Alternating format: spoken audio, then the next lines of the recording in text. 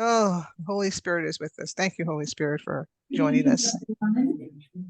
Welcome. It's so nice to see so many people here tonight and to know that there are so many of you on Zoom as well. And I hope that this will be a really good program for you and that you will learn a lot. My name is Karen Shepard. I'm a member of Pathways for Justice Committee at St. Francis and of the Pathways Subcommittee, Catholic Social Teachings. And tonight we are doing a program on solidarity, which is one of the themes of Catholic social teaching. So the Christian social teaching is a rich treasure of wisdom about building a just society and living lives of holiness amidst the challenges of modern society. Tonight, we'll be talking about solidarity. And let me read you what Catholic social teaching says about solidarity. We are one human family, whatever our national, racial, ethnic, economic, and ideological differences. We are our brothers and sisters' keepers, wherever they may be. Loving our neighbor has global dimensions in a shrinking world.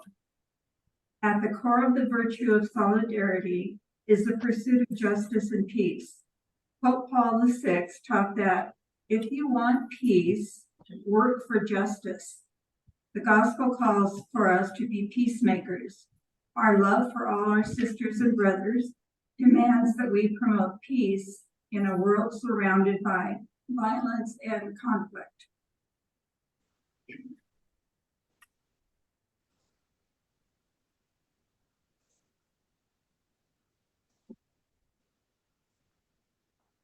And now we'll open with a prayer from Pope Francis.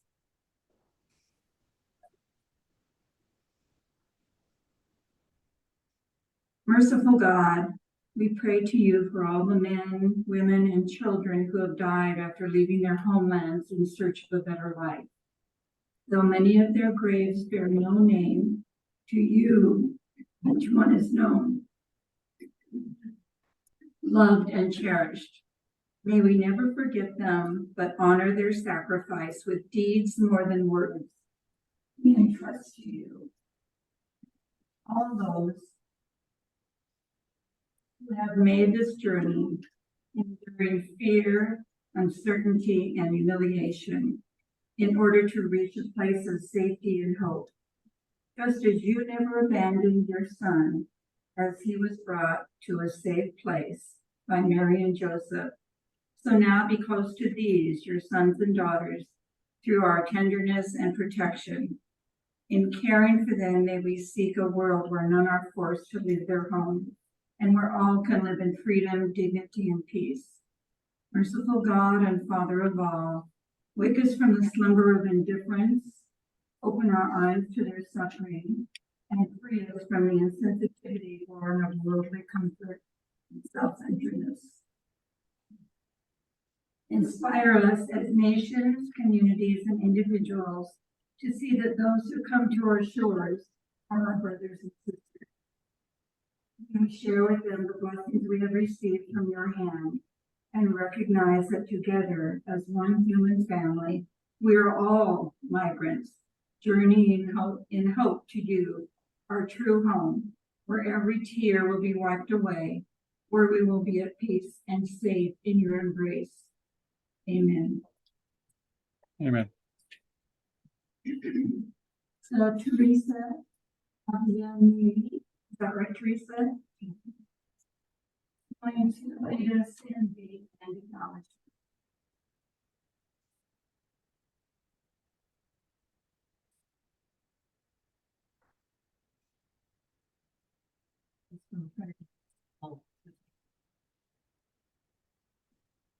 And Teresa, if you could speak really close to the microphone, everybody actually.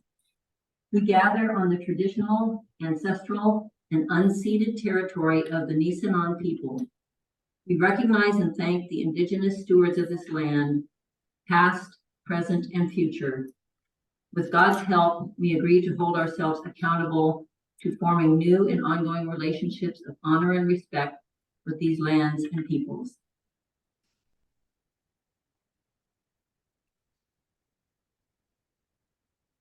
Thank you, Teresa.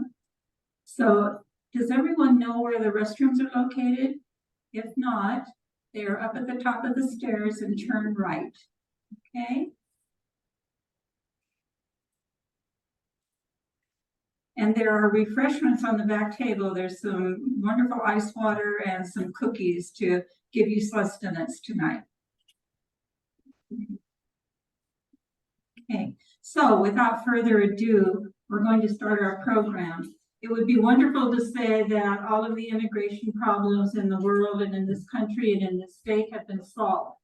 But that's not the truth, and we're not sure when that will happen. We have 4 wonderful panelists tonight who are going to talk about their perspectives on immigration. And we'll start with, and you have their bios in front of you on the back of your agenda.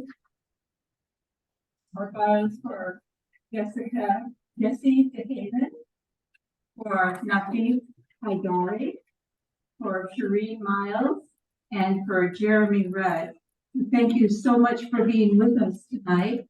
And we're going to start with Jessie, who is an immigration law attorney, who incidentally, I met her last Friday because I was with one of the NorCal Resist clients in court number 4 in the immigration building. And Jessie was the attorney of the day who met with clients as they came in, would offer them advice if they'd like to have it. So that's how we met unknowingly. So I feel like you're an old friend, Jessie.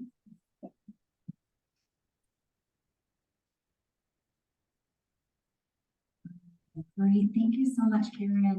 Thank you, Teresa. Thanks for welcoming us into your space. I grew up in the Catholic Church, so really thank you for welcoming me home. So I want to talk a little bit about, this is my slideshow. We're not going to get to all of it, I think, but maybe we'll get to a few slides. And if you can't hear me, just let me know. Not used to using the mic. My name is Jessie DeHaven. I'm a removal defense attorney at the International Rescue Committee in Turlock, Modesto.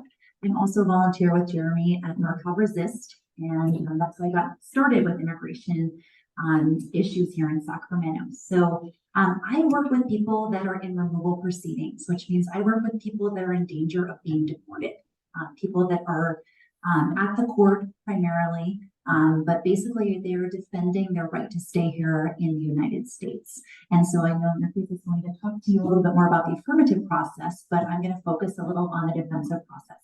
So I don't know if we can advance to the next slide about what is asylum. So many of the people I work with are asylum seekers. It's not the only group I work with, but it's the group you've probably heard the most about in the past 6 months or a year. So I often get the question, because I work at a refugee resettlement organization, what is the difference between a refugee and an asylee, and does it matter? And the answer is yes, it matters a whole lot, but they are very similar. So basically, a refugee is someone who has applied for protection from our country on the basis of some bad things that have happened to them in their past, or some things that they fear might happen to them in their future. But they have been designated as needing our protection from abroad. So usually from a refugee camp, usually from a third country. On the other hand, asylum seekers are people coming to our borders and asking for protection. And so that's why you see all of these people taking these dangerous journeys through the jungle, through, taking boats here to come to our borders, because you can only apply for asylum here in the United States.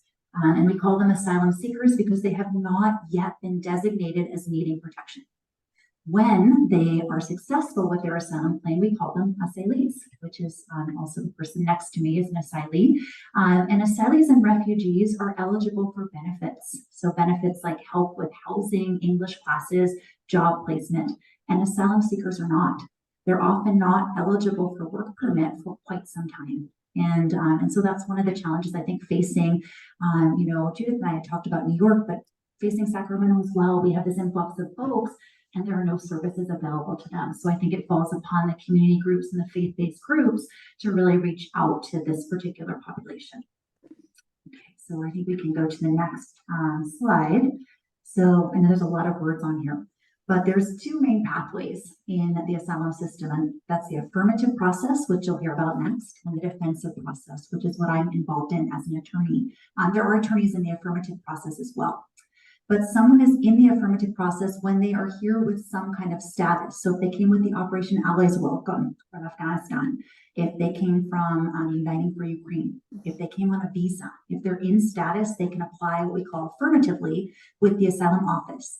It's supposed to be non-adversarial. They have an interview, and then if they're granted asylum, they become an asylee and they get those benefits. On the other hand, if you enter at the border without any type of status, without a visa, you're placed into defensive proceedings. And so you have to defend your right to stay here. And you're placed into court proceedings. So you would have to file for asylum with the immigration court, and it's in front of a judge.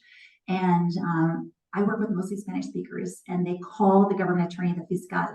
And fiscal means prosecutor. And as an attorney, I can probably say that's pretty accurate as a translation. So there is an adversarial process that people need to defend against.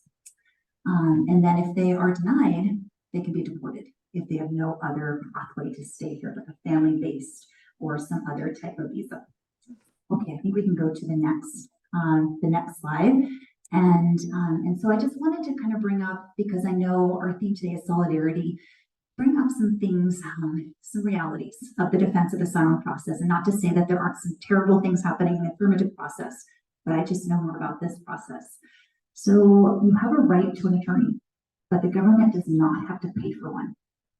So that means basically, if you commit a crime in this country, you're a non-citizen, you're a citizen, you get a public defender, right? Everybody knows that, but you don't get a public defender, even though you're defending your right to stay in this country.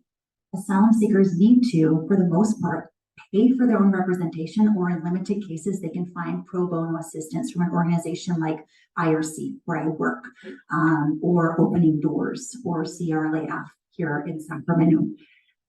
So we refer to this as attorneys. We say that it is traffic court cases with death penalty consequences, which means that, this is not a criminal matter. This is a civil matter, a traffic court, but you could be sending somebody back to a place where they could be at risk of really terrible things, including death.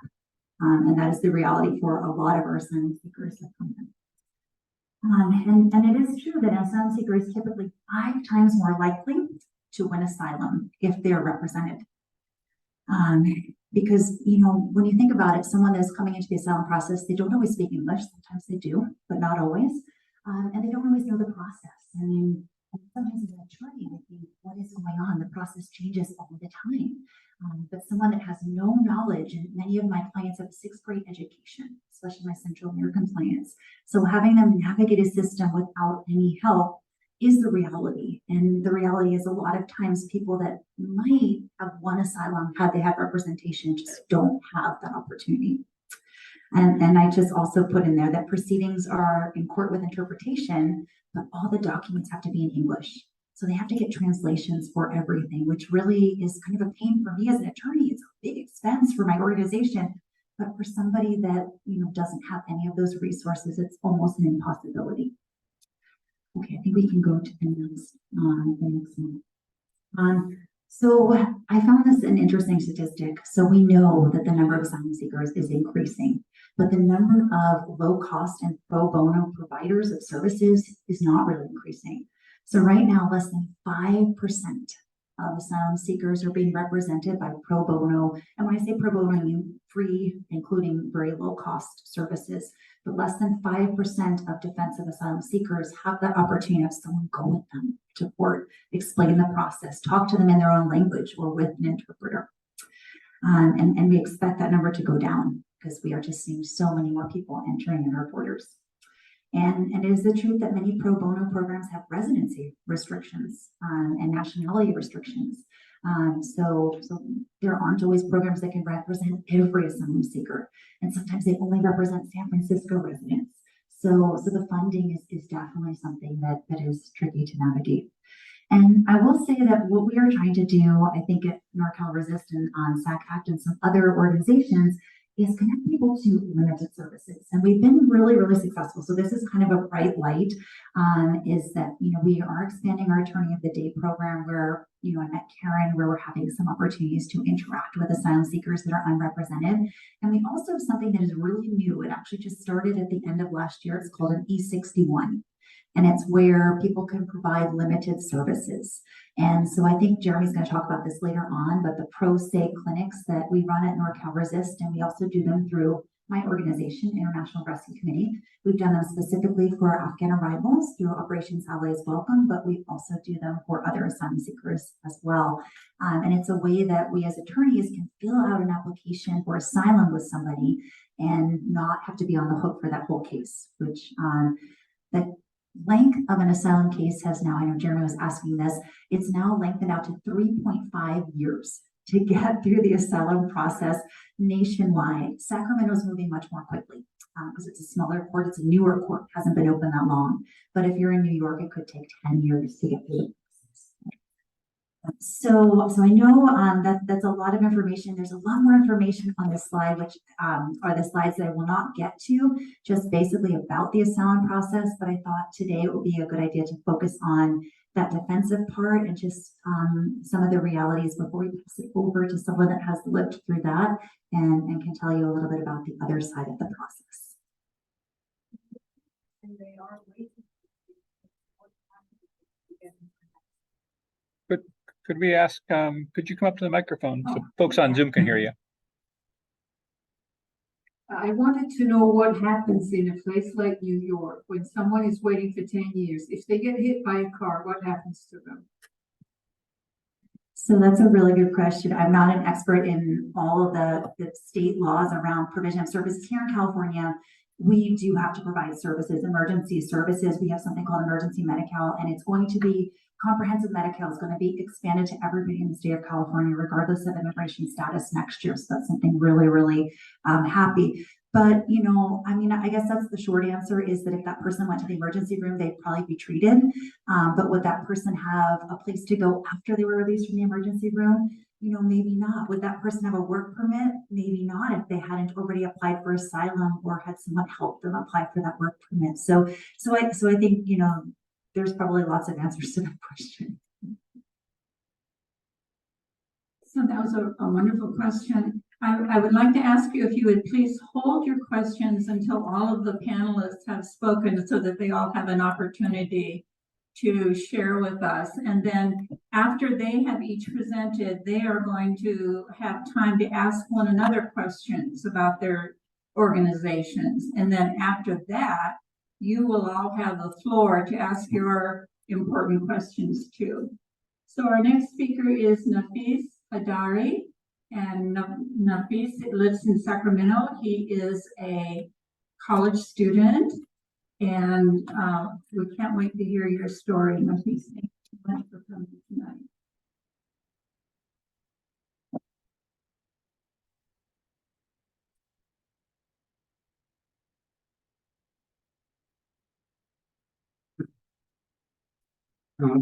Hello, everybody. Thanks for welcoming us here. My name is Nafis Adari. I am from Kabul, Afghanistan. I came during evacuation on August 2021 when the country collapsed in situation. Before I came here, before I came to US, I was busy with the study, college, education. My parent, my mother was she worked with woman rights and Ministry of Education. She was a gender manager. We had a happy life. We were together. And my sister used to work with U.S. Embassy. After the country situation changed, my sister, my older sister, which worked with U.S. Embassy, she got an email from her boss from embassy that we need to get out of country because she's in danger and our family is in danger. We all with family, me and my sister, we came to airport to get out of country because the Taliban was already over there. Everybody was terrified. There was a rush of people. We all tried to get into airport, but only me and my older sister, we got the chance to get in because my mom got a it was a hard story, and my mom told me to told us to you guys go because there was a rush of people, they can't get in. Then me and my sister, we came here and we was very terrified and was very worried about family and future what's gonna happen. We came with the Air Force and aircraft.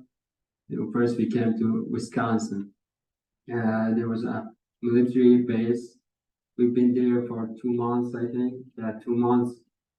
They applied, they helped us.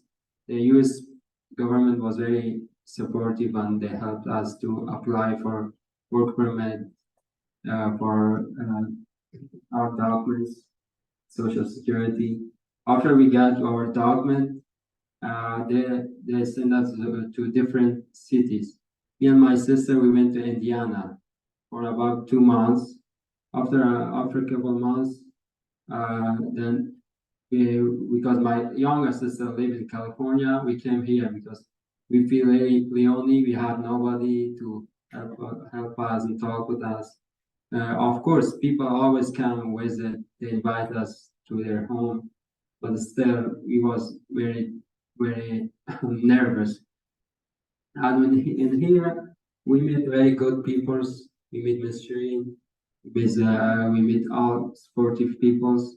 They help us in finding job. They help us apply for asylum. And I found an attorney who was from a country. We applied for asylum for me because my sister was a special emergency SIV, so she already got her green card. But I applied for asylum.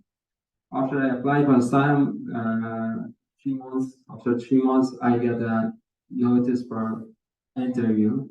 Then after I went to interview, answer a question, after about 6 months, 180 days, I granted asylum in April 2022. It was a good experience and it was fast. Thanks to all people, and we always hope that my family came back here. And thanks everybody for listening.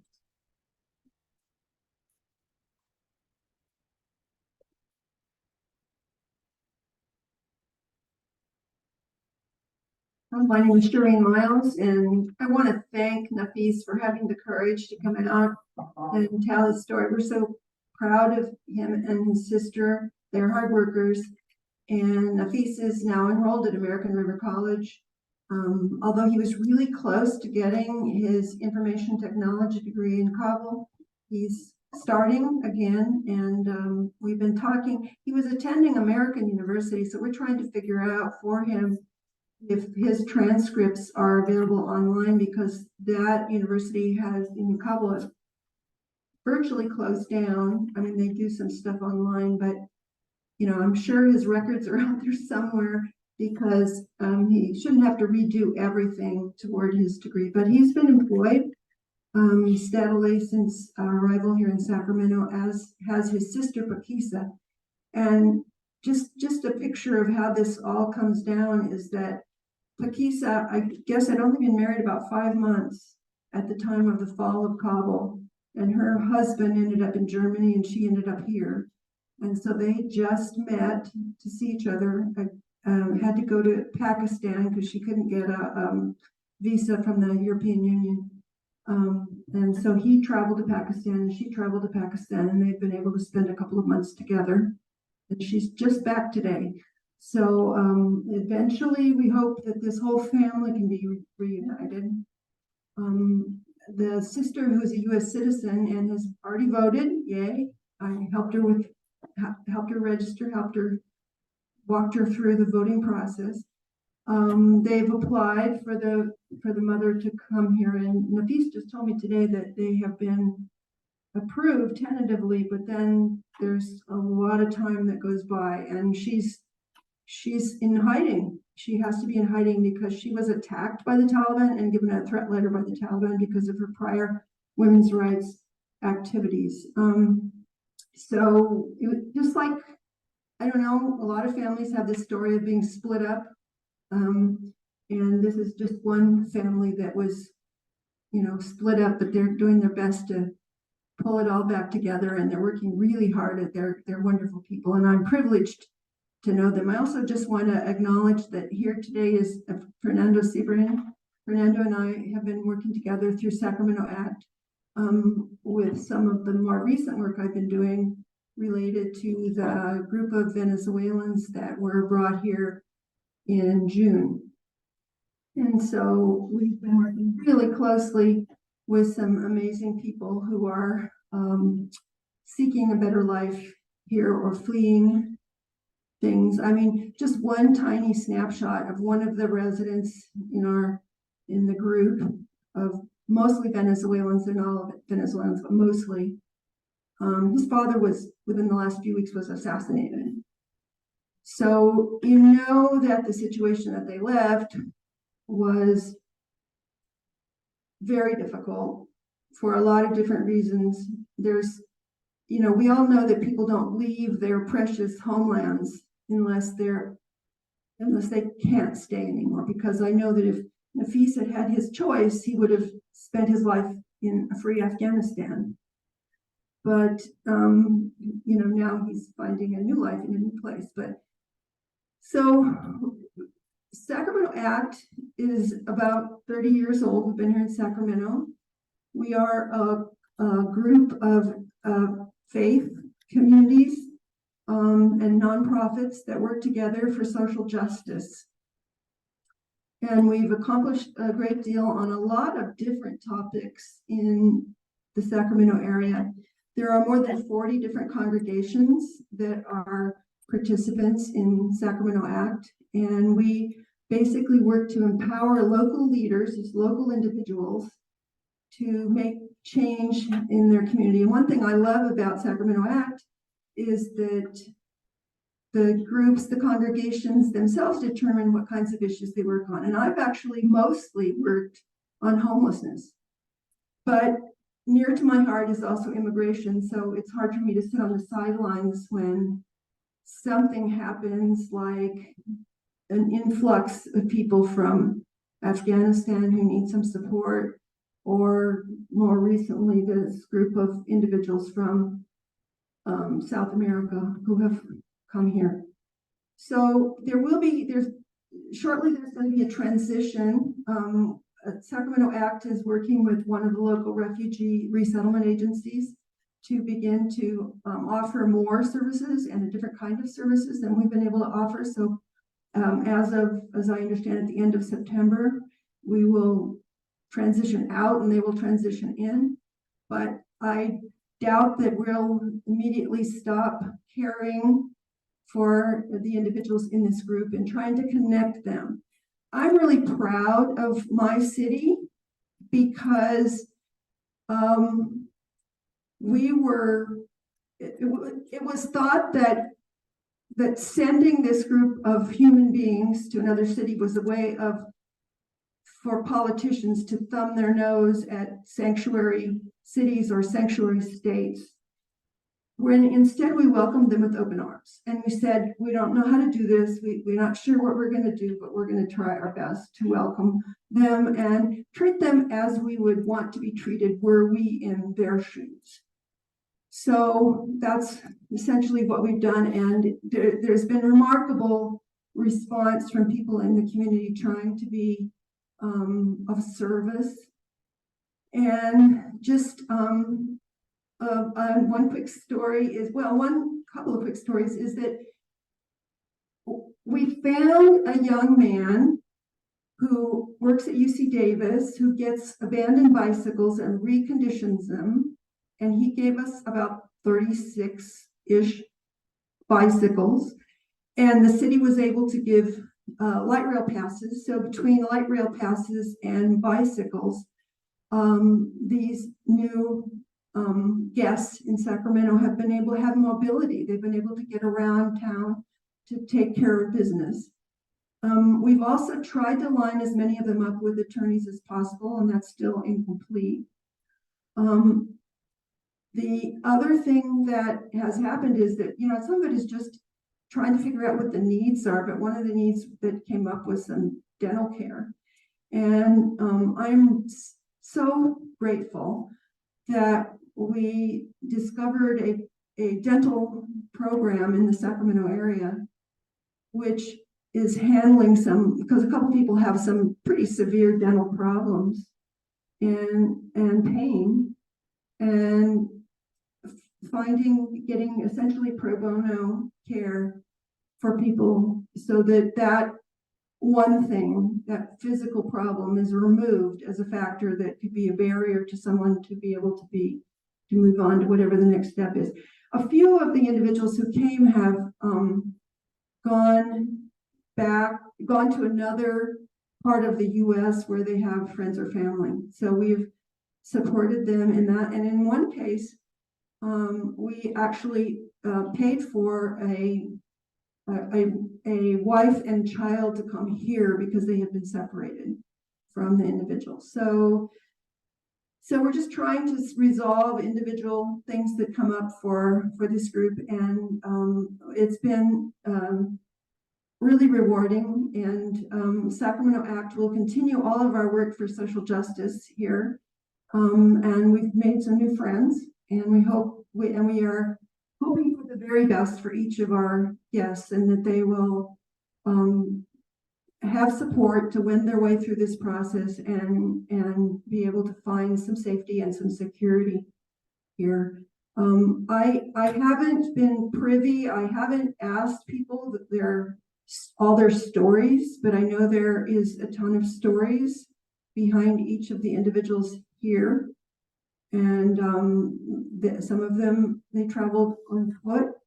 Some of them traveled through Mexico on what's called as La Bestia, which is where you may have seen pictures of people who travel on the top of a train, and people have lost arms and legs in their lives if they fell off or were hit by an overpass. And so very, very dangerous. So I know my family came here as immigrants, and I could not do anything less than welcome newcomers with as much warmth and as many resources as we can marshal for them.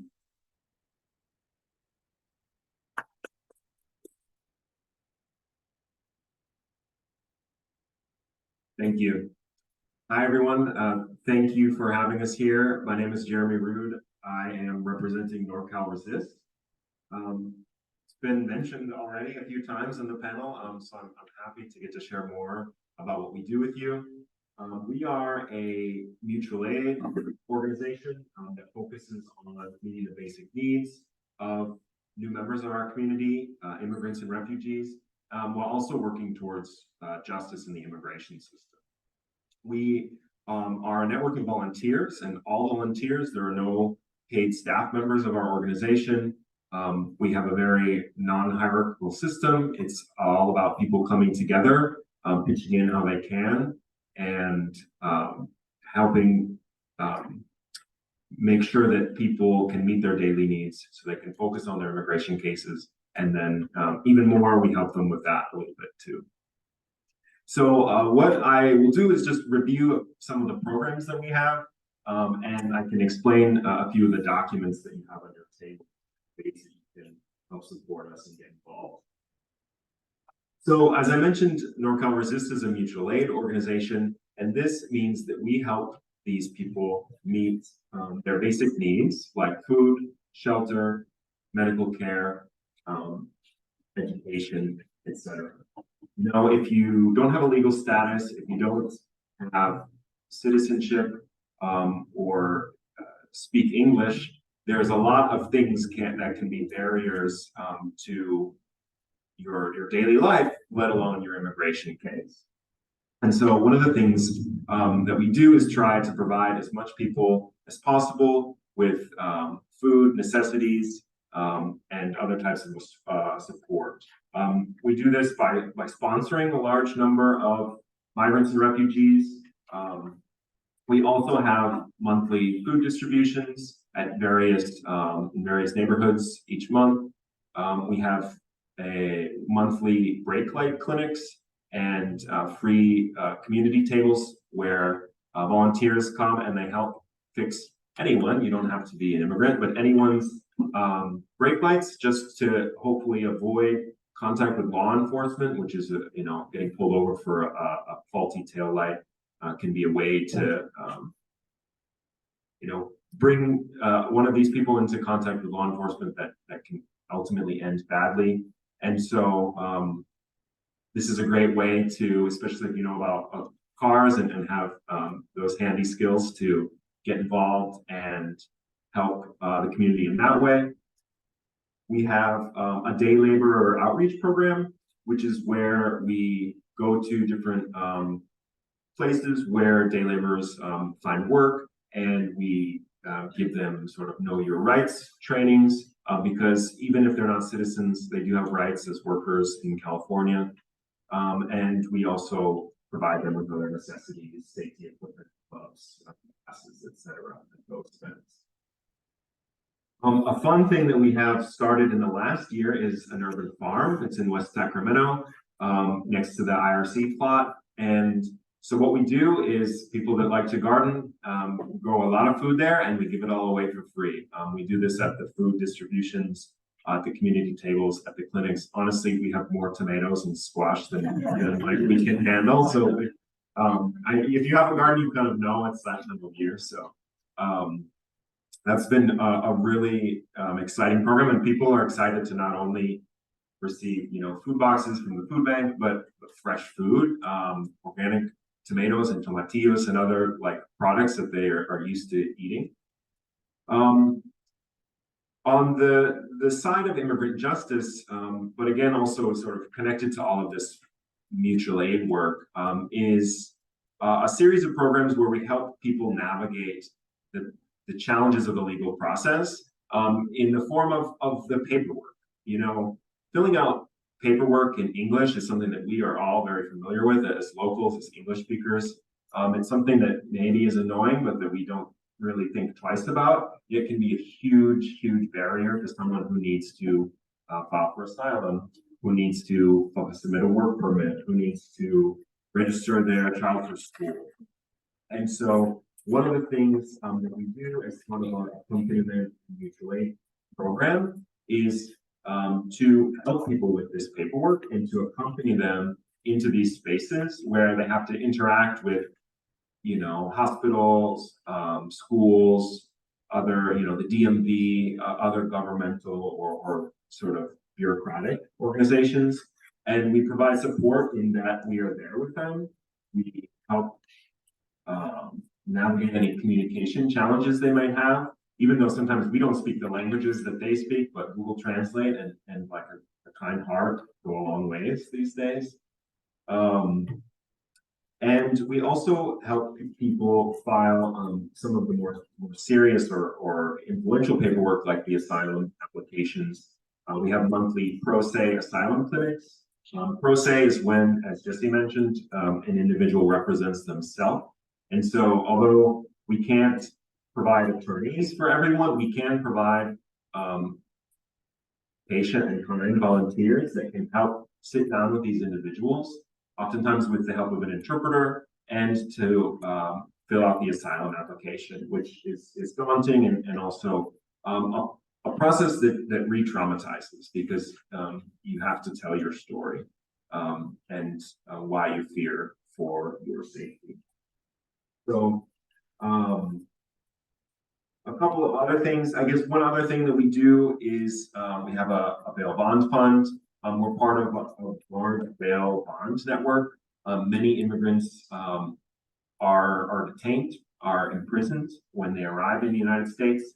The length can vary, but it's almost always arbitrary, and people can be detained for months and years. And it's very, very hard to advance and win your immigration case while you're incarcerated. And it is incredibly demoralizing and harmful to your health. So we're part of a large bail bond network. And what we do is we pay these large bond fees that are necessary to get someone out of detention and into their community and back to their family while they proceed in their immigration case.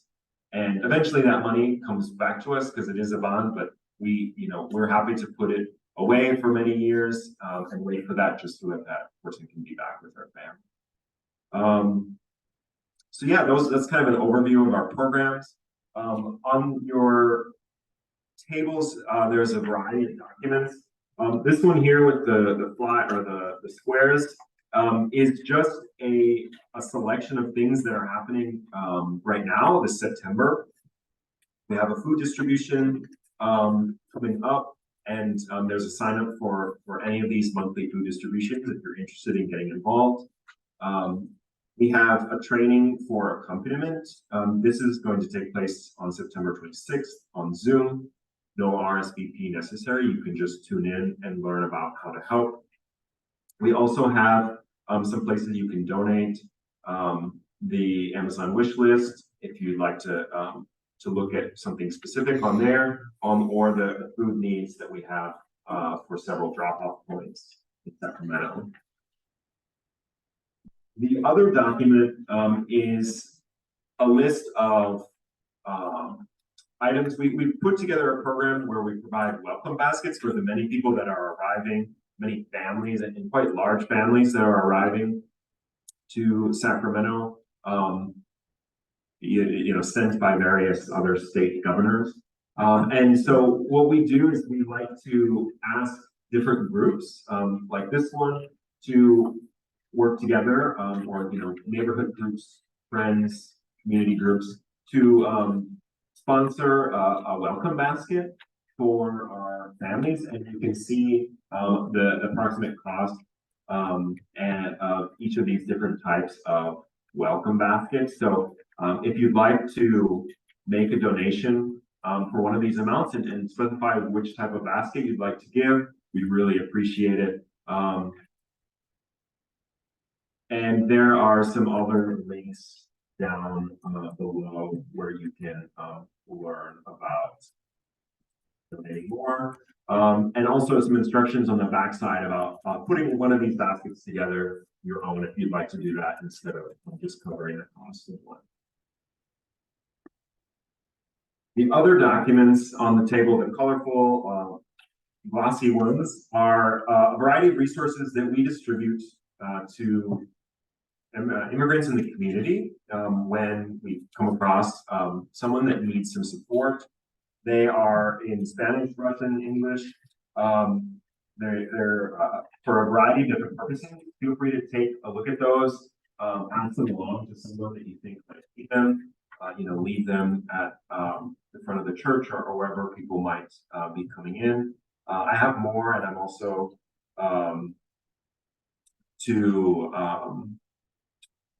I have more, so I'm happy to distribute them with you, and all of these are available online too at NorCalResist.org. And I am receiving word that NorCal, or the Venmo, is asking for the last 4 digits of NorCal Resist's phone number, which in one moment I'll find for you. And then, yeah, ask which one. All right. Hopefully this is a nice overview of ways that you can get involved. One thing that I didn't mention, a lot of this is involving going out into the community, but a lot of it is not. We have a whole network of people that only do remote online volunteering. We have always a need for people to make phone calls to schools, especially to help people get their kids registered in school. We have a team of people that do research where they help look for news articles and human rights reports online that would help support asylum seekers' claims, for their specific country and region. That's been really helpful because then we can not only help them with their application, but turn in a fat stack of supporting evidence for their claim, and those supporting documents are often very influential. So there are many ways to get involved online. We have people do remote or sort of like porch food drop-offs and stuff. So even if you can't come in person, there's lots of ways to get involved. Yeah, I think that's all I have. Thank you again for your time. I'm happy to answer any questions and point you in the right direction if you like to get involved. Thanks.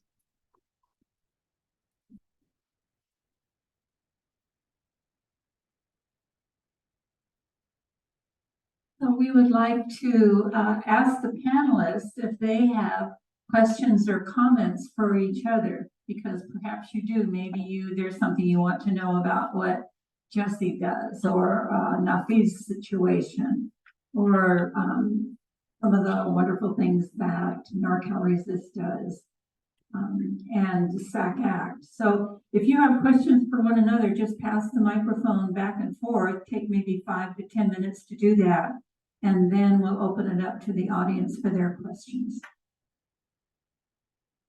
Okay, thanks, Karen. So I have 2 questions, and the first one is directed at Jeremy and Shireen, and then the next one is Nafis. So say I'm a person in the community and I want to get involved, but I'm a little hesitant to do so. What might be the easiest way for me as a caring individual here in Sacramento to get involved? And from Nafis's perspective, what is one thing that you would have liked to have received in terms of help or support as you were going through this process? Or maybe what is the one thing that was really important that you did receive? Just as you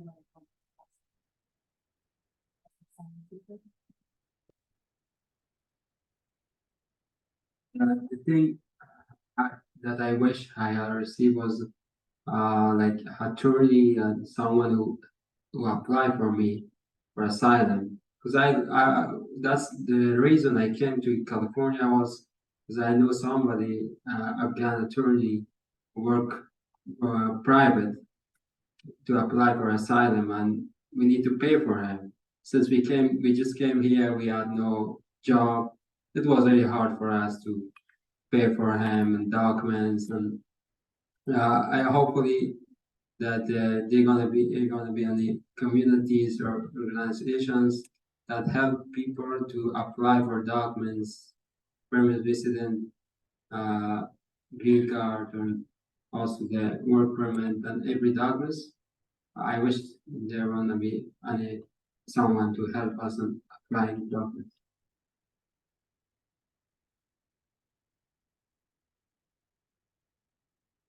I guess my question is kind of on behalf of the group that we're working with right now. Is I wish I knew how to fight back against a current practice that's occurring among immigration agents at the border, which is to confiscate people's identification paperwork. Because among the people who have recently arrived, quite a number of them have told me that they had it taken away from them. And I'm like, there are cameras, there are photocopy machines. Why would anyone be so heartless to take away your identification from you at the time that you are applying for asylum? So I don't really know how to fight back against that, because I'm ashamed that my government, that people who are agents of my government are doing that to anybody. So I don't know if anybody has an answer to that question. Thank you. So the easiest way to get involved, especially if you can't donate, which I know many of us can't, would be to sign up for the NorCal Resist email newsletter. They come out once every 2 weeks, maybe, and they have a list of 10 different things we've got going on, and there's lots of different ways that you can get involved. We also announce like open meetings. We have meetings open to the public to kind of explain more about what we do. We have various trainings that help people prepare for what they might expect or what to expect when they do accompaniment, for example. And so those are ways to help find the thing that's best for you, and also to gain some confidence if you're a little nervous.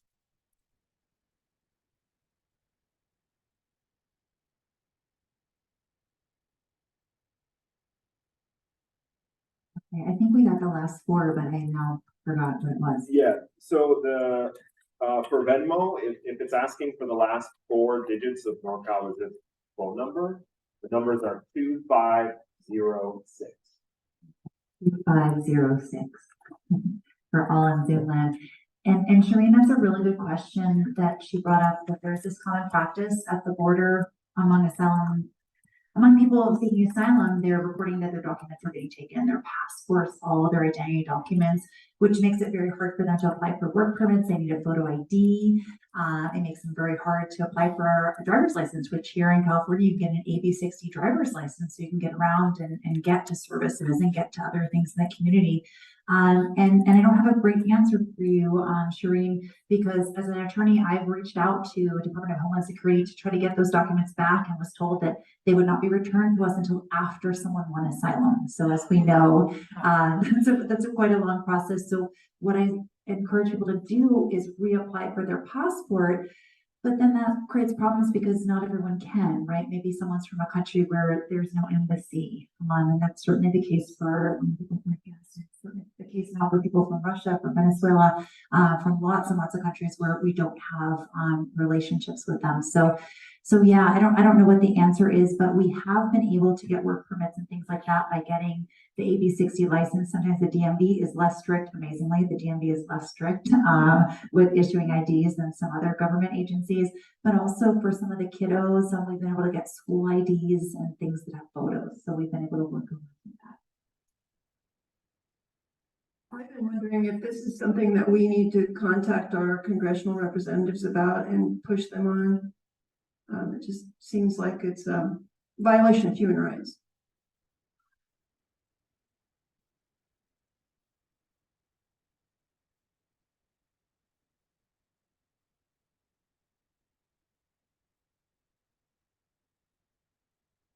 I would add a couple of comments, and that is regarding Shireen's concerns about how people have nothing when they come in.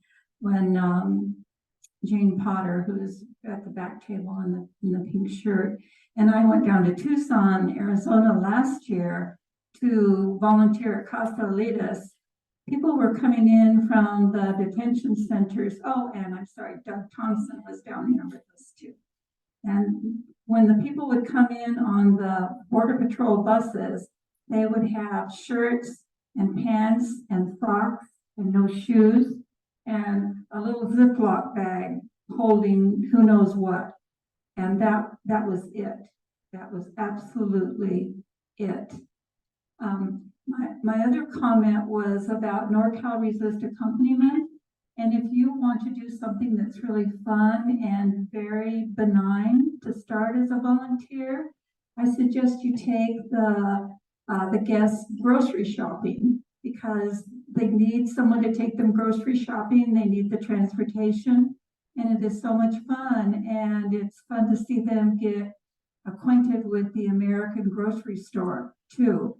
And a couple of the Venezuelan fellas that I took not too long ago just immediately went to the meat section of the grocery store. And I said, wow, you really are enjoying the meat that you're seeing. And they said, well, in Venezuela, all we got was beans and rice. So to have an actual protein like this meant the world to them. So with that, let's open it up to your questions for our panel. And I don't know whether they need to come up here, Bob, or I can take the microphone out to them. Only goes so far. So if you have a question, please come up so that everyone, including the Zoom attendees, can hear. Thank you. My question is, well, I've got tons of questions, but the first one that I thought of was, how does the current situation compare to the 80s when we had the Vietnamese and Cambodians coming in by the hundreds of thousands? And what kind of services did we not establish any kind of a infrastructure for dealing with?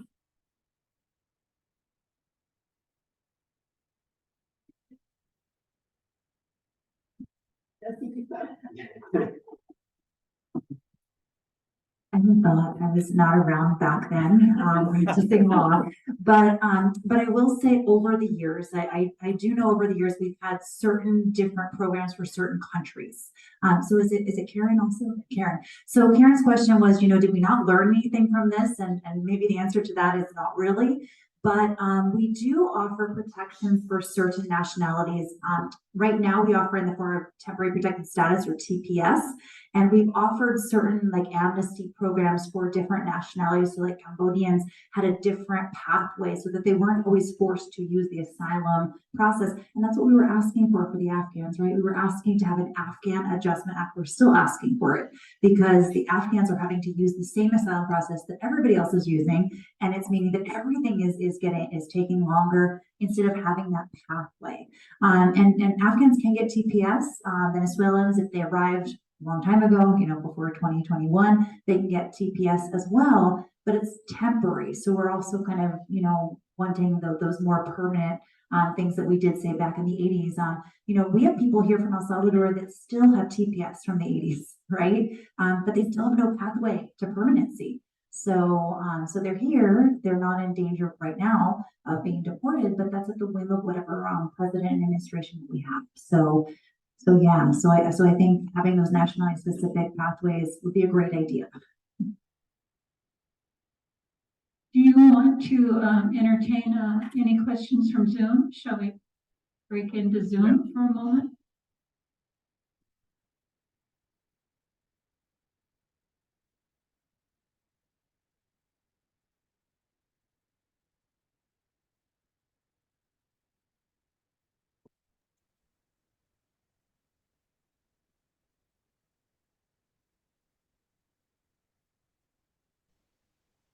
So, So Mark, Mark. seeing you want to ask a question, I think aloud, so I'm going to put you on speaker here.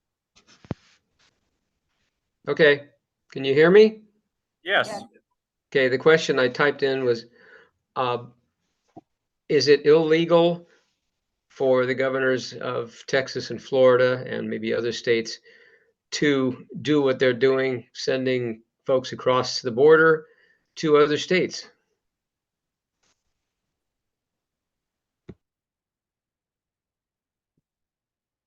Oh, is it legal? So is it legal? One thing to note is that the governors are not doing this directly, right? That this is being done by contractors. All the people that have arrived have said, oh, we got this offer of work, we got this offer of services. There's this great place in Sacramento, we're going to get a job, we're going to have a place to live. And some woman named Maria told us this. So that is happening for sure. And I know the Biden administration has been very stern in saying that, oh, this is not right. Is it illegal? That's a really good question. And maybe this will go up the court. Well, I can't answer that question either, but of the group that arrived in June, our Attorney General Rob Bonta sent staff over to interview each of them and had personal interviews with them about their experience. For one thing, most of them were asked to sign something that was not in their language. So as far as informed consent, it didn't exist. And of course, Sacramento was not the only place in California or the only place in the US that has received individuals sent courtesy of other governors. And so the other shoe is not dropped. I personally am holding out hope that charges will be filed by our state, but there's been no word whether or not, our chief prosecutor believes that there are significant charges that can be filed against these individuals that were involved with this. So, well, it remains to be seen. I meant to say this earlier, is that some of you may have heard that this is not a new tactic. That in fact, during the civil rights era, one of the things that Southern governors did is get buses together, and they went around to low-income Black communities and said, we're going to send you north to a city and you're going to get jobs, you're going to get housing, you're going to get the same kind of promises, and put people on those buses. And ironically, Martha's Vineyard, I guess, was a recipient of a shipment of Venezuelans not too long ago, but Hyannisport back in that day got a shipment of individuals from the Deep South. And similar to what has happened today, as far as I've heard, those communities did their best to welcome these new individuals to their communities and try to settle them and assist them. So it's just a tactic. It's just a very cynical tactic. So I don't know about illegal, but immoral is what I would put on it. Especially since the individuals that came here were in this group were offered help with their immigration status, jobs, housing. And as you all know, those things are easier said than done for newcomers. So it was kind of a cruel thing to do to them.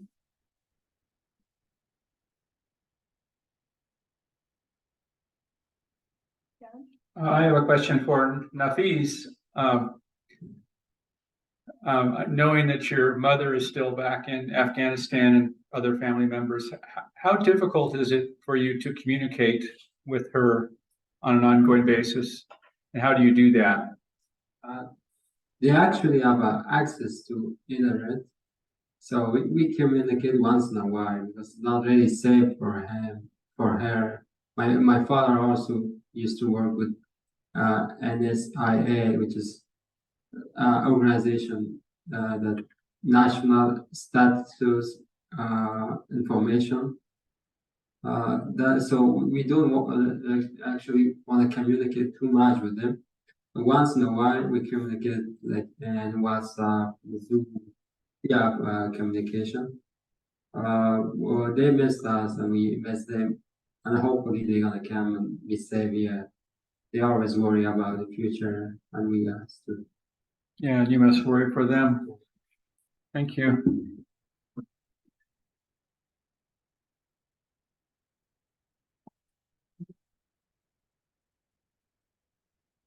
Hi, I'm Kathy Wood. I'm a Franciscan, and I run a free clinic for people with no insurance, and it's a block from here.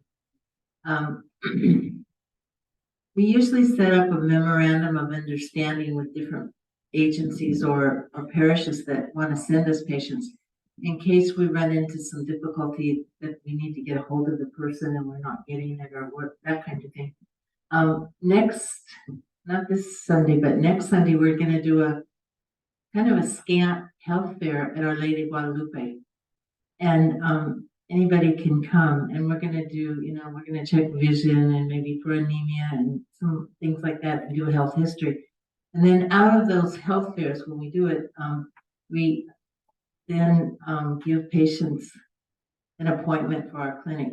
And our clinic does amazing things. We do full primary care.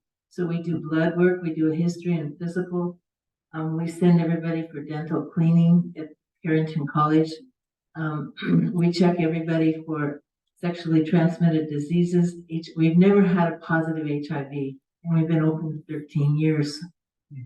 We do TB testing, and if people have TB, then we get the x-ray for them. And then we've also been able to get specialty care through Dignity. It's a lot of paperwork. It's very hard for our people to fill out and bring the taxes and whatever, but we've had really enormous success in doing this. So just throw that out for you if you need us.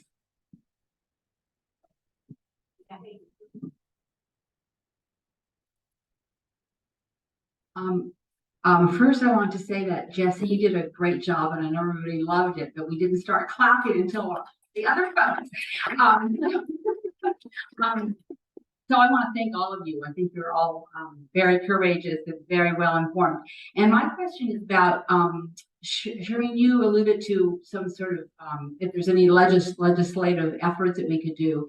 And also you talked about the Afghan Adjustment Act.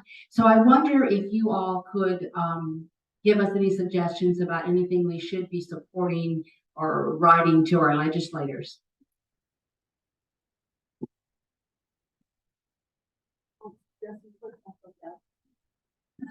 So yeah, the Afghan Adjustment Act was actually something proposed, and it had a lot of support in Congress, and was not ultimately passed, obviously.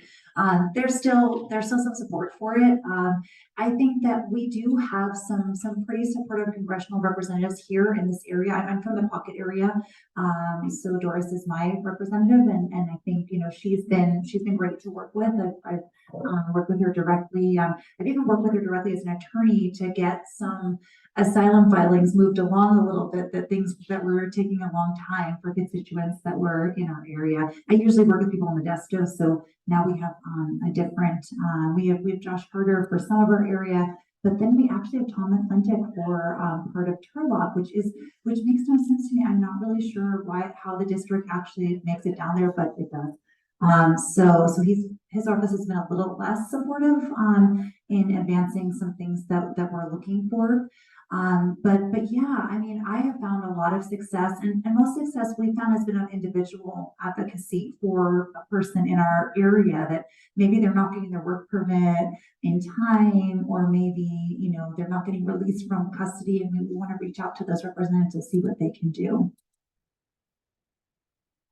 Yeah, I would just say that is true. And we've worked a lot with Ami Bera's office, and especially for what Jessie is talking about. And we used that with Nafis and his sister's situation, which was to write to them and work with their staff to work then with the State Department. So they would approach the State Department asking about a particular case, individual's case or family's case. And that would sort of light a fire under the State Department. It would seem like things moved quicker after that. So yeah, that kind of individual, what do they call it? You know, legislative work that they do. But yeah, the Afghan Adjustment Act is something that I don't know the current status of it, but we shouldn't forget it. I almost hesitate to bring up just general immigration reform, which seems to never go anywhere, and it's a disgrace that things remain so log jammed. But yeah, those would be two of the main things. And you know, perhaps we all should just take it upon ourselves to, especially those of us who are seeing this firsthand, is to contact these members of Congress and tell them that it's a travesty that that border agents are removing people's identification from them.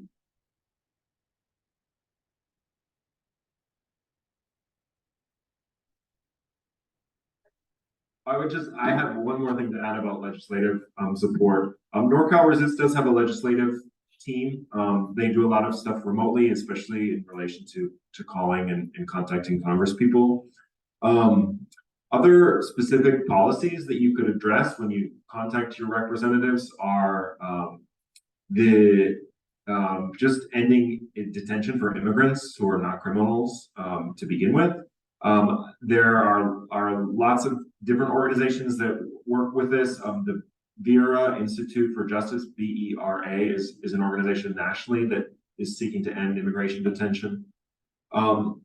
And another thing that you could advocate for is the ending or the lessening or the shortening, I guess, of the time limit or the time that asylum seekers have to be in the country before they can apply for work permits. That is an arbitrary number, and it is specifically used, it is imposed suffering to deter people from coming to get work permits. And so they're basically hoping that the people who are really, really, really suffering will just wait it out long enough to get their work permit rather than start working sooner. And so that's an arbitrary number. Correct me if I'm wrong, Jessie, or maybe someone knows. I believe that the Biden administration early lessened that a little bit from what it was previously. But it's an arbitrary number. It can always go down and be abolished, and we need people to work. I mean, that's I think clear. So that's something you could advocate for as well. I can add on to that just a little bit about the number. So yeah, Jeremy's exactly right. It's 180 days after the receipt of the asylum application by either the asylum office or the court, which means that people could be here in this country seeking help to fill out their asylum application for many months, because of course everything's in English and they might not understand the process. So by the time that we do a consult with them, they could have been here a whole 6 months, 8 months, 9 months, not had a court hearing, especially in San Francisco, and that doesn't count towards their time. The time only starts accruing when the court or the asylum office receives that. And I will note that it had been 180 days before the Trump administration. The Trump administration actually changed that to 1 year and made many people ineligible, completely ineligible for asylum pending work permit. But that part was thrown out, but now we're back to the original 180. And there's no need, because, you know, Nafis and I were talking ahead of this, that, you know, he was able to get his work permit in 3 weeks. And so we know it can be done.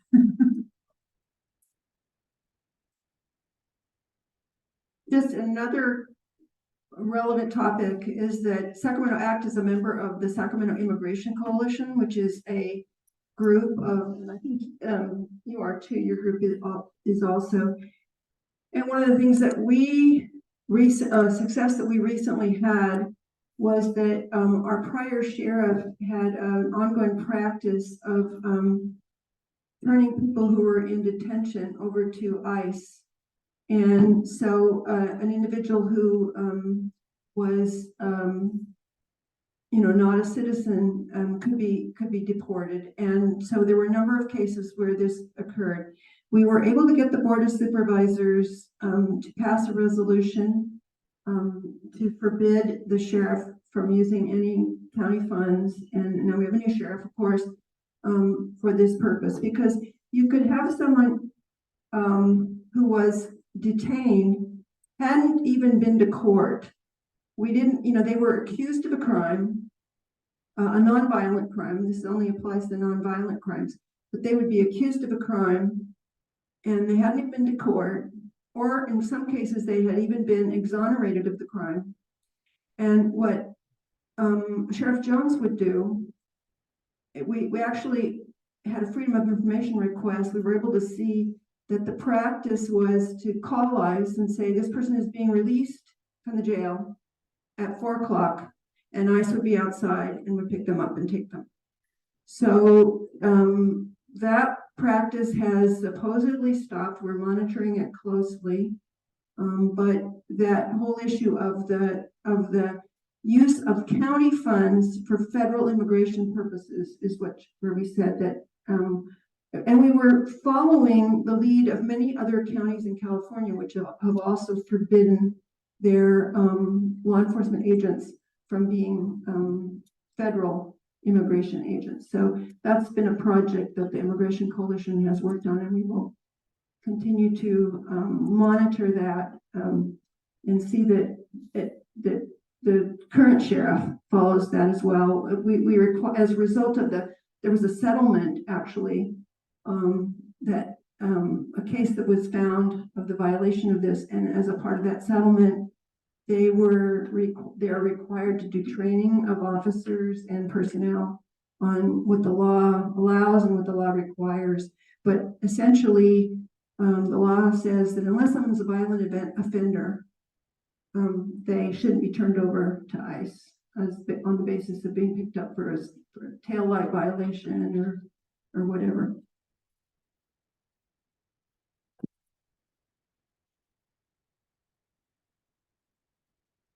Are there any, I think we have time for maybe a couple of more questions, and allow our Zoom folks to ask as well.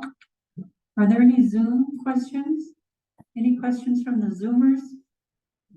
Not at the moment. Okay. Give them another second here.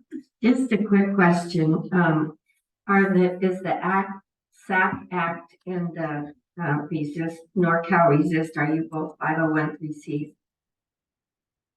Okay, so Answer yes. okay, and then so on the big day of giving, are your agencies listed on here as okay accepting donations? And we just tried to give a donation. We pay not with Venmo. Venmo rejected through phone number. They, yeah, Venmo rejected. Number you gave me, they said was wrong, and the number on this sheet also they said wrong. Oh.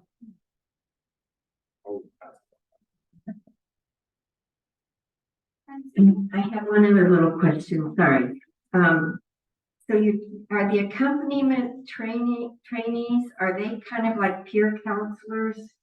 People that are really, they're not, I mean, they have some training, but they haven't had that experience personally, but they just are designed to help a person fill out forms and something like that.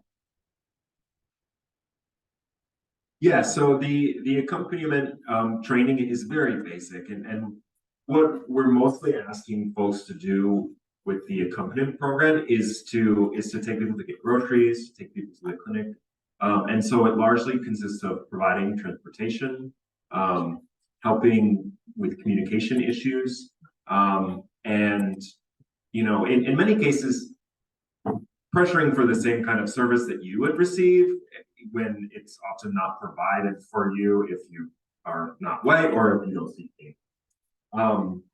And so it is really basic. There are other programs, for example, the Pro Se Asylum workshops that we have, where we have additional training, how to interview people about some of these traumatic events. And so that's a little bit more, but the accompaniment training is just designed to teach you what to expect when you're communicating and spending time with someone that's new to our community, new to our culture, new to our language. No, Bob. Shireen touched on overall immigration policy. I haven't heard anything in quite a while about dreamers, people who were brought here as young children, and their status is up in the air. That seems to have gone away as an issue. Do you have any comment? Well, I'm glad you raised that, but it has not gone away as an issue. There are lots and lots of people out there who are dreamers, and it's part of the problem is that we have been, I mean, this would have seemed to have been one of the easiest things to confront, and we as a nation haven't been willing to acknowledge the contributions of these young people. I don't know when we're going to finally face up to people that are teachers, doctors, out there serving our country, and we're early childhood arrivals. I don't know if anybody else has.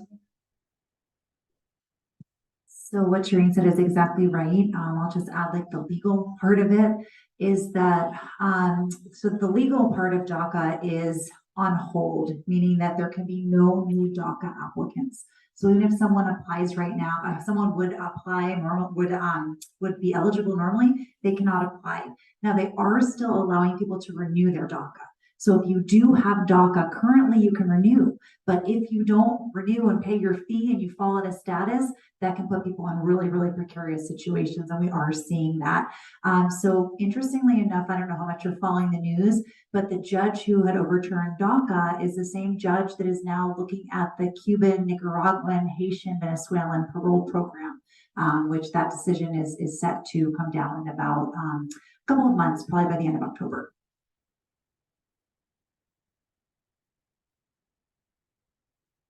Oh, so he was, so you were asking what DACA is? So if you don't know, it's deferred action for childhood arrivals, which means that people who arrived before they were 16, with really, this was under their parents wanting to come, or they didn't know that they were coming here. So they're going to get deferred action, which means that we are not going to deport them, but they don't have any pathway to status. So that's the real problem. They can't become citizens. It's just like people with TPS. There's no pathway. They're here, and many of them don't speak their language of their home country even, but we don't know what's happening. And Jessie, the court case you referred to is coming down in October. Was that related to temporary protective status? So that's a good question. That is related to the new parole process. The Biden administration released this new parole process. I don't know if you've heard about it, but it's for 4 nationalities. So Venezuelans, Cubans, Haitians, and Nicaraguans. And it's only for people that are in that home country. And so they can apply for this program through the use of a sponsor. So if they have someone in this country, a family member, if they have, a friend who can sponsor them, who makes enough money, that person can fill out the sponsorship form and they can be allowed to enter. And so the Biden administration, hasn't done a lot of things, but one thing I think they have been trying to do is limit the people who are taking these really dangerous journeys through the Darien Gap, and encourage people to apply through legal pathways. Is everyone going to fall under this category? No, not everyone has a sponsor that makes this amount of money. So it does leave a lot of people out, but it is something that's been working because we've had more than 30,000 people every month go through this process. That's the cap on 30,000 people from these 4 nationalities. But that was just before the judge, and it's probably going to come down in October, whether the Biden administration had the right to do that. And from a legal perspective, it has really big implications because it's one of the first times that it has been challenged. The president's authority to make immigration policy like that has really been challenged. So I think, this is really going to have some interesting implications for going forward.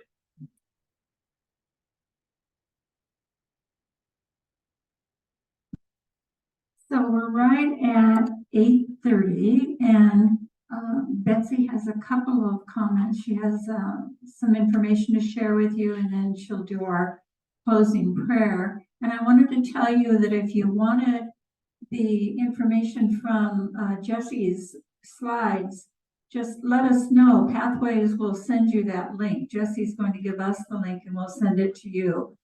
And also I wanted to share with you that the New Yorker, the June New Yorker has an excellent article called Chaos at the Border.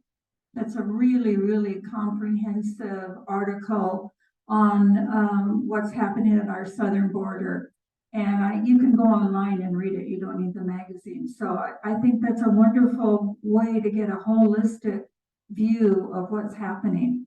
So I would like to say thank you to each one of our panelists tonight. It's just been extraordinary having you on.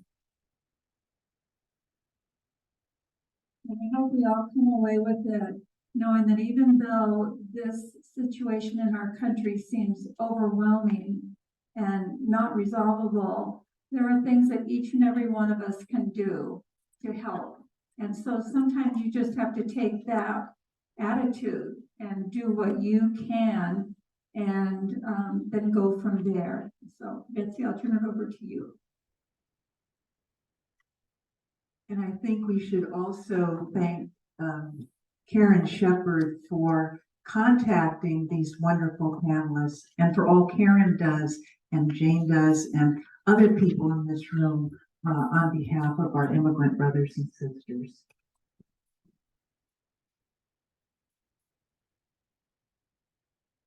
And Doug, why do we keep doing that, Doug? You all that you've done. And read his article too. It's very hard. Yes, I was going to say, you'll see on item number 5, we have a special evaluation submission gift. The original idea was the only way you were going to get a Holy Card was if you filled out your evaluation form. And I hope you all will fill out your evaluation form because it really does help us out. And we also share your comments with the panelists.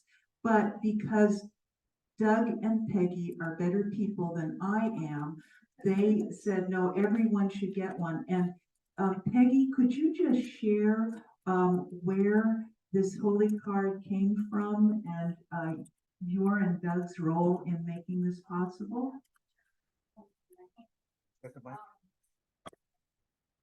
We need to get her a mic. Oh, and as the mic's coming over, everyone on Zoom, just so you know, we will be emailing you the evaluation form, and if you include your address, I'll make sure you get a holy card too. Okay, Peggy. To begin with, our daughter-in-law is a sacred artist, and so we had commissioned her to do a portrait of Our Lady of Guadalupe for St. Francis. And she did that I think it was during pandemic. And then at that time, Doug had made a prayer card out of it. And we had used for the prayer, the Catholic bishops had done a nice prayer actually about COVID. And so we had done that in English and Spanish, and that was available, although we weren't allowed to give it out at the beginning of COVID because people weren't touching things, but that's a long story. Anyway, so that's how it started. And then Doug and I thought it would be really nice if we could, well, we were asked by Betsy if we could find, if we could turn this into an immigration card. And as everyone knows, she is Our Lady of Immigration. And I'm sure everyone knows her story in Juan Diego and the whole thing. So she's a patron saint of the Americas. At any rate, so I was able to find a prayer, which was also done by the bishop some years ago. For a toolkit on immigration. So we were able to put it together using Gwyneth's art again. So that's the story. Thank you, Peggy. And also, I hope you will take a look at the article that was at the front desk in Eyes of God, No One is Illegal by Reverend Barry Brunsman. And you'll notice that we're in Brunsman Hall, and he was the beloved pastor of this parish. And on the other side is a wonderful reflection by Doug Thompson. So please make sure you have that. Well, I know things are getting late, so we just have a very short closing prayer. This prayer is said after every service that Matthew Woodward, the Dean of Trinity Episcopal Cathedral, says, and I know Shireen knows it well, and it's also a prayer by St. Clare of Assisi. And as good Franciscans, of course, we love St. Clare. So I'll read it just very quickly to you, and this is our closing prayer tonight. Live without fear. Your Creator has made you holy, has always protected you, and loves you as a mother. Go in peace to follow the good road, and may God's blessing be with you always. Amen. The end. Thank you all.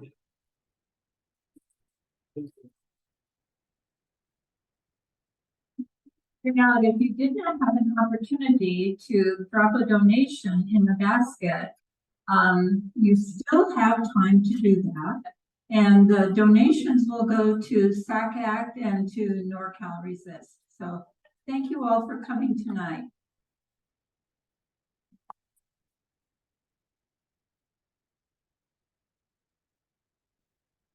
Thank you.